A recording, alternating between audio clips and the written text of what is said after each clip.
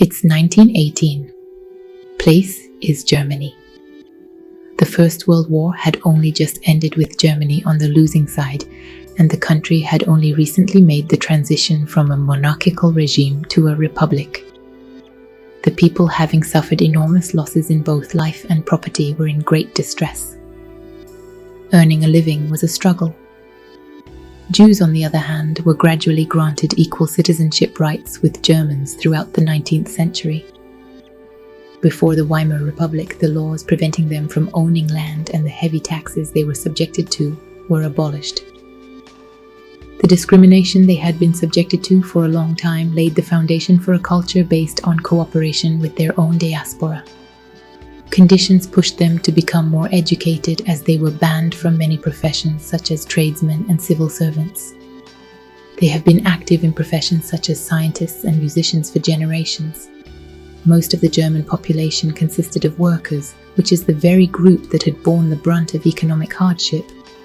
Already a small segment of the people nursed a deep-seated resentment towards the Jews. By 1923, hyperinflation had reached such an extreme level that people found it cheaper to burn their money than to buy coal. Similarly, instead of procuring materials to insulate their walls, they would simply plaster the walls with banknotes. Understanding these factors is crucial in grasping why Hitler did not simply seize power. When things go wrong, people are usually desperate to find someone to blame. On the 9th of November 1923, Hitler, along with a small group of like-minded Nazis, attempted a coup to overthrow the existing Weimar government. The coup resulted in the deaths of 4 police officers and 16 Nazi sympathizers.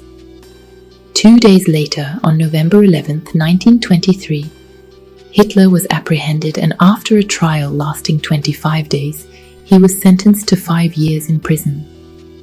The events were widely reported in the newspapers, and even those who had previously paid little attention to him began to take notice of his ideology through the media. For Hitler, the episode became an excellent opportunity for publicity, rather than merely a punishment. During the 9 months he spent in prison, he dictated his book Mein Kampf, which is translated into English as My Struggle, to 2 fellow inmates. At the end of 9 months, he was released with an amnesty. This book that is now among those banned in Germany for a good reason. The failure of the coup made it clear to Hitler that he could not force his way into power. He would have to be elected. Moreover, he realized that if he wanted to safeguard himself against the fate that befell other politicians, he would eventually have to dismantle the very system, the democracy, that had granted him the chance to be elected. In short, he would work within democracy only to ultimately bring it to an end. Hitler was a shrewd Austrian German with the ability to address large crowds and stoke their anger. His style of political agitation might sound familiar to anyone living in modern-day Germany, the United States, Canada, or many other countries. And if it doesn't yet sound familiar, just listen on. Hans Frank, who later served as his lawyer at the Nuremberg trials, remarked that Hitler possessed an exceptional talent for detecting potential weaknesses in existing systems. He further honed this ability with a knack for inciting people, and before long his political ascent was rapid and unstoppable. The chaos he deliberately created served to divide the populace while simultaneously strengthening his own position. The Weimar Republic had defined democracy as the manifestation of the people's will. All Hitler needed to do was win the support of the public. He proclaimed, "I ask for only 4 years of your support. Allow me to revive the economy, reduce unemployment, rebuild our army which was worn down in the First World War, scrap the international agreements that have imposed crippling restrictions on Germany, and expel the foreigners who exploit our country's resources." Yet being elected alone would be insufficient. The key to real power lay in commanding a majority of the seats in the Reichstag. During the Great Depression, which lasted until 1928, the Nazi Party increased its seats to 12.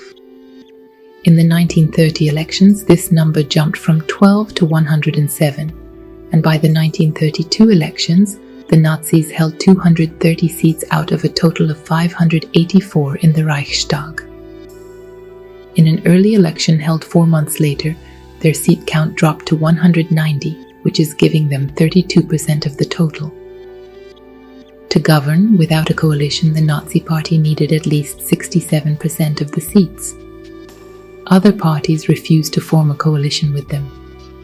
At this juncture, Hitler even contemplated suicide. However, his chance carried him through.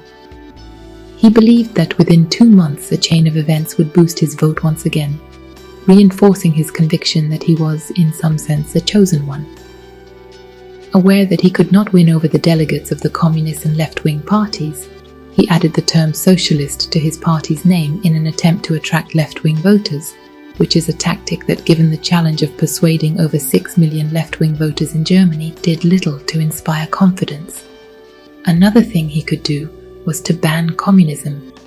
He planned to do this by using the army, but Defense Minister Werner von Blomberg thwarted Hitler's plan by saying that he would not allow the German army to take up arms against the German people. Every attempt to dismantle democracy by force is met with the resistance of democracy's own self-defense mechanisms. Having realized that he could not eliminate communism completely, Hitler began to consider potential allies. In 1932, in the 8 months before he was elected Chancellor, he had repeatedly led the country to early elections. And in just 8 months, he had led an aggressive opposition that had forced 3 chancellors out of their chairs. The president at the time, von Hindenburg, continually emphasized that the highest state-level office attainable by Hitler was that of Postmaster General, declaring that his intelligence, ability, and ideology rendered him utterly unfit to govern a country. "Whether you are licking a postage stamp or your own behind, you will never be appointed Chancellor," he said. Former Chancellor Franz von Papen, who had himself been deposed by Hitler just a few months ago, persistently urged President Paul von Hindenburg, pointing to both Hitler's growing popularity and the public demand for his leadership, to appoint Hitler as Chancellor. According to an agreement reached with the President, von Papen was to become Deputy Chancellor and act as a check on Hitler. In truth, lacking sufficient votes to secure the office on his own, Hitler was reluctantly appointed Chancellor by the President, whose aim was to put an end to the perpetual cycle of early elections and political chaos. The President did not trust him. He even stipulated that Hitler should never be left alone in any room. In order to restrict his power, Hitler was permitted to appoint only 2 ministers to his cabinet, and the remaining ministers were to be chosen by the other parties. For the Interior Ministry, a post hardly even regarded as a true ministry and lacking a specific title, he appointed 2 Nazis. Wilhelm Frick became Minister of the Interior, while Hermann Göring was designated Interior Minister for the state of Prussia. Hitler ordered both to wage war on every democratic value, including freedom of expression, and including the right to hold referenda and state rights. A couple of hours later, Wilhelm Frick announced the abolition of state rights. While Germans had once referred to their monarchy as the First Reich and the Weimar Republic as the Second Reich, the period following Hitler's rise came to be known as the Third Reich. Some newspapers even criticized this naming, headlining that this thing can't even be a 2.5 Reich. At that point, all left-leaning newspapers were banned.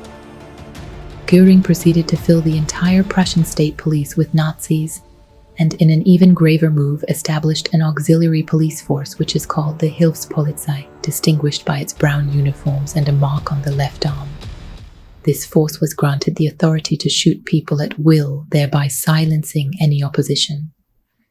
To ensure that his men felt no moral compunction, Göring declared, "When you shoot someone, the shooter is me.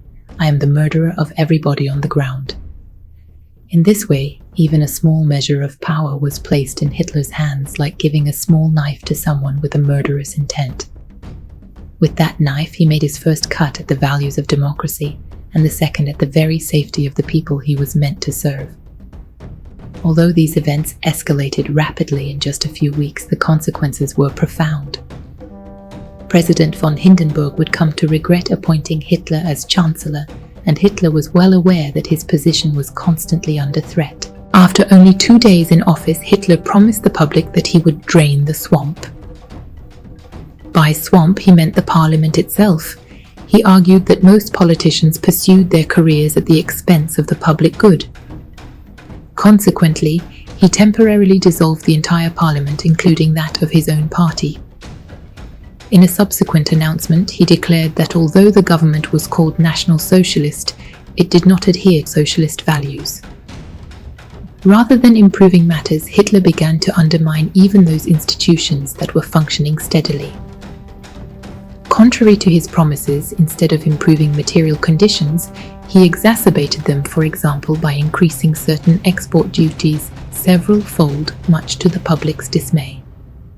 Just 4 weeks after coming to power, the German parliament building was set on fire. It remains unclear who was responsible for the arson, but the incident played straight into Hitler's hands. It appeared as if German democracy itself was being consumed by flames. He labeled the fire a coup attempt by the communists.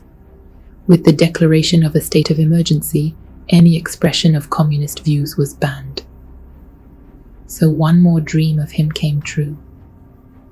Whatever he proclaimed was published in the newspapers, and with no media left able to dissent, and a populace intimidated by police with the power to shoot at will, there was almost no choice but to submit to him. At that time, when one looked at the situation in Russia and the Eastern Bloc, even those with left-leaning sympathies began to distance themselves from communism in Germany. A few years later, the Lutheran pastor Martin Niemöller would famously declare in light of these events, "First they came for the socialists, and I did not speak out, because I was not a socialist. Then they came for the trade unionists, and I did not speak out because I was not a trade unionist. Then they came for the Jews, and I did not speak out because I was not a Jew. Then they came for me, and there was no one left to speak for me." This is the full version of the well-known quote, "If you remain silent, you will be the next victim." Believing that chaos was not a jumble of ideologies, but that only absolute power could put an end to disorder, the highly politicized populace was forced to endure yet another early election on 5th March 1933, approximately 4 months after Hitler had come to power. In that election, the Germans voted with an enthusiasm never before seen in the history of the Republic. 89% of the people cast their votes, and 44% of those votes went to Hitler. The Communist Party also participated, receiving 13% of the vote, but since they were banned from entering Parliament, those votes amounted to little more than stamped empty pieces of paper. The sole obstacle to Hitler's unchallenged rise to power was the president. He knew that he would have to win him over somehow. By promising that he would adhere to Prussian traditions, Hitler set out for the evangelical Garnison Church in Potsdam to proclaim the beginning of the Third Reich. On 21st March 1933, they appeared side by side in front of the public. President von Hindenburg in his military uniform, and Hitler in civilian clothes. It was a carefully crafted image meant to project a respectful yet unthreatening demeanor. Hitler bowed, thereby winning the sympathy of both the people and the president. Aware that von Hindenburg was gravely ill and unlikely to live much longer, Hitler merely waited for his time. Well, Hitler promised that Parliament would never be dissolved again.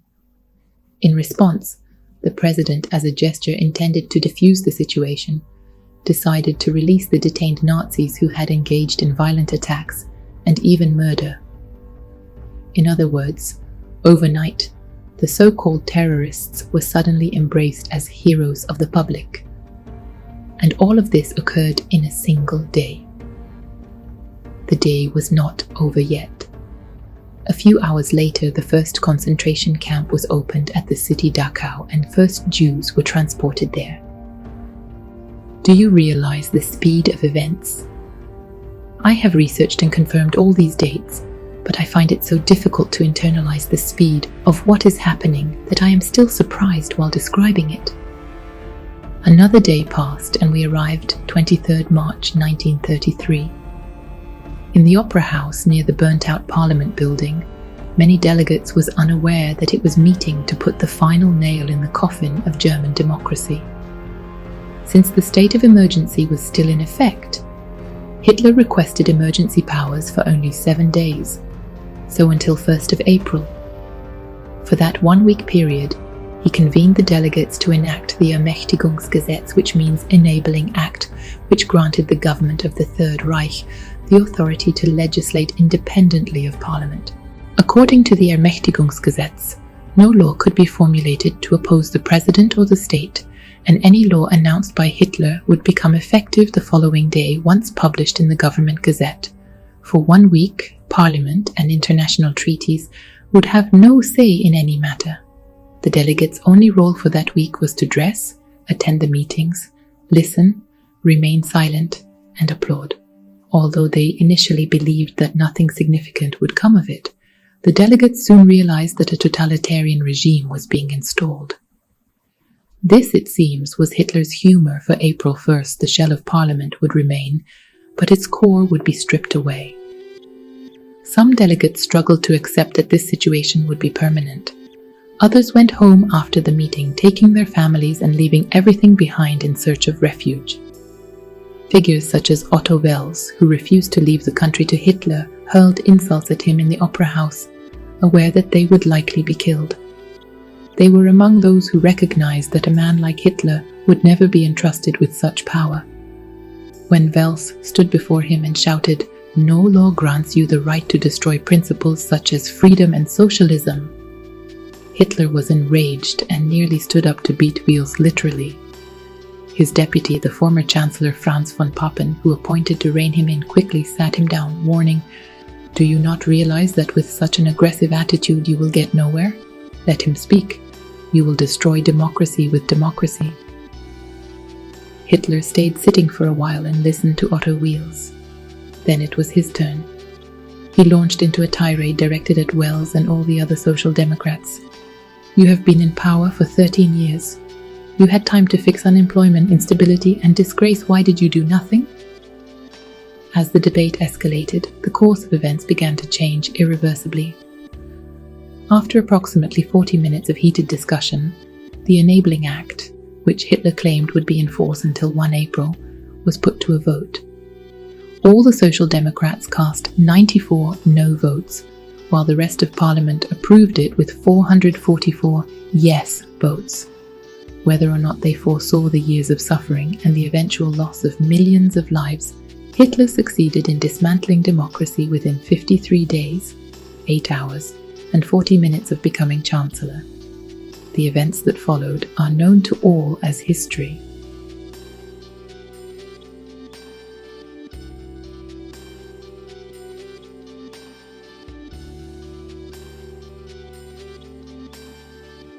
In the previous elections, Germany's modern fascist party, which calls itself AfD, which means Alternative for Deutschland, had failed to clear the 10% threshold.